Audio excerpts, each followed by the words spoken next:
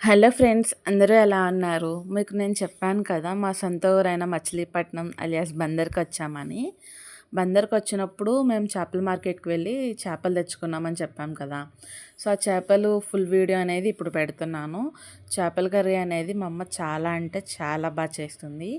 మీరు ఎలా చేసుకుంటారు అనేది నాకు కమెంట్ సెక్షన్‌లో చెప్పండి. మా అమ్మ అయితే చేపల కూర చాలా రకాలుగా చేస్తుంది.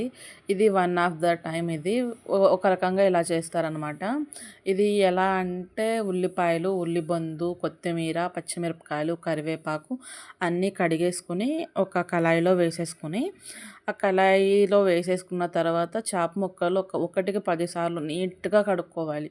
నీట్‌గా కడుక్కున్న తర్వాత దాంట్లోంచి నీచు వాసన పోయేంత వరకు కడుక్కొని, తర్వాత మళ్ళీ చేప ముక్కల్ని ఉప్పు, పసుపుతో బాగా నీట్‌గా కడుక్కొని క్లీన్ చేసుకోవాలి. ఆ తర్వాత నేను ఇప్పుడు చెప్పాను కదా ఉల్లిపాయలు ఆ మిశ్రమాన్ని, ఆ మిశ్రమంలో చేపల్ని చక్కగా వేసేసి దాంట్లో కొంచెం కారం, మనకి టేస్ట్ తగ్గట్టు అల్లం పేస్ట్, కారము, మీకు సాల్ట్ వేయడం మర్చిపోయి చూపించలేదు, ఆ క్లిప్ మిస్ అయింది.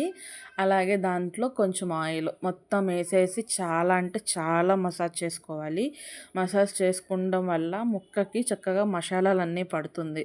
సో, మంచిగా నీట్‌గా మసాజ్ చేసుకోవాలి. మా అమ్మ ఎలా అయితే చేస్తున్నారో అలా ముక్కని మంచిగా నీట్‌గా మసాజ్ చేసుకుంటూ ఉంటే ముక్క చక్కగా మసాలన్నీ పట్టి మంచిగా ఉంటుంది. సో, మీరు ఎట్లా అయితే నేను చెప్పినట్లు చక్కగా మసాజ్ చేసుకోండి. దాని తర్వాత నార్మల్ వాటర్ కొంచెం పోసుకొని చేత్తో కాకుండా కొంచెం దానిని ఇట్లా కదపండి. కదిపిన తర్వాత దాన్ని కొంచెం చేత్తో సర్దండి. ముక్కలన్నీ ఈవెన్‌గా స్ప్రెడ్ అయ్యేటట్లు చక్కగా నీట్‌గా సర్దుకొని చక్కగా ఉంటే, దాని తర్వాత మీరు దాంట్లో ఇంకా కారం ఏమన్నా తక్కువయిందా లేదా అనేది చూసుకొని మళ్ళీ ఒకసారి కారం అయితే అడ్జస్ట్ చేసుకోండి. దాని తర్వాత మనకి ఎంతవరకు గ్రేవీ అవసరమో అనేది చూసుకుని, ఒకసారి మీరు ఎంత గ్రేవీ తింటారు, ఎంత పులుపు తింటారు దానికి తగ్గట్టు చూసుకుని, దాంతోపాటు మనం చింతపండు ముందుగా నానబెట్టుకున్నది అది ఆ వాటర్ అనేది పోసుకోవాలి.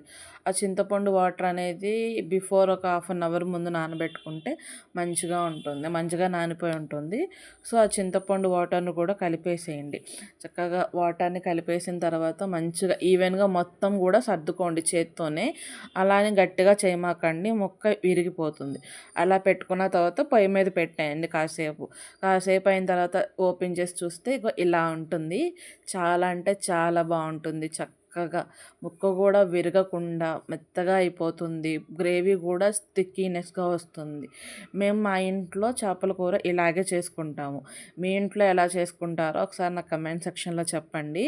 పచ్చిమిరపకాయలు అనేది మంచిగా స్లైసెస్‌గా కట్ చేసుకుంటే చూడండి, మనకి పైన పచ్చిమిరపకాయలు ఎలా కనబడుతున్నాయో అలా కనబడుతుందనమాట. మా ఇంట్లో అయితే మంచిగా చేపల కూర చేసుకున్నామంటే ఉల్లిబొందు అనేది కంపల్సరీ ఉంటుంది.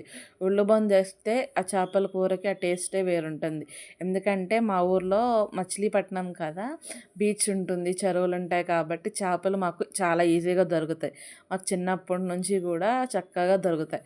చూసారా అమ్మ ఎలా కదుపుతున్నారో దాన్ని అట్లా, ఇది గరిటెతో కాకుండా 2 వైపులు పట్టుకొని ఇట్లా కదపండి చక్కగా. గరిటెతో కదిపారనుకోండి ముక్క విరిగిపోతుంది. అలా కదపకుండా అమ్మ కదిపినట్టు 2 సైడ్స్ పట్టుకొని చక్కగా కలపండి. చూసారా చేపలు ఎంత పైకి తేలుతున్నాయో, ఎంత మంచిగా ఉందో. చేప తలకాయ చూసారా, మా అమ్మకి ఇష్టం చాలా. మా ఇంట్లో మా అమ్మకి, మా సిస్టర్‌కి చేప తలకాయ అంటే చాలా ఇష్టము. నేను అంతగా తినను. నేను ఓన్లీ మధ్యలో పీస్ మాత్రమే తింటాను. బావుందా? ఎలా ఉంది? ఓకే ఫ్రెండ్స్, మీరు చూడండి ఎంత బావుందో. నాకైతే ఇప్పుడు చూస్తున్నా సరే నాకు నోరు ఊరిపోతుంది. అంతగా ఇష్టం మా అమ్మ చేసిన చేపల కర్రీ అంటే. మీరు ఎలా చేసుకుంటారో నాకు కమెంట్ సెక్షన్‌లో చెప్పండి. అలాగే మచిలీపట్నం అనేది మీలో ఎంతమందికి తెలుసు? మీలో ఎంతమంది మచిలీపట్నం వచ్చారు?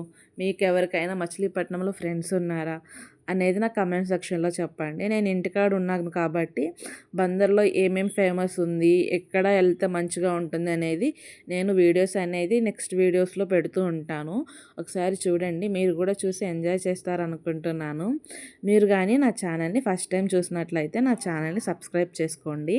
కర్రీ చూసారా అంతా అయిపోయిన తర్వాత ఎంత మంచిగా ఉందో, చాలా అంటే చాలా బాగుంది. మీరు కూడా ఎలా చేసుకుంటారో చెప్పండి. Thank you for watching friends. మళ్ళీ కలుద్దాం ఫ్రెండ్స్. బాయ్.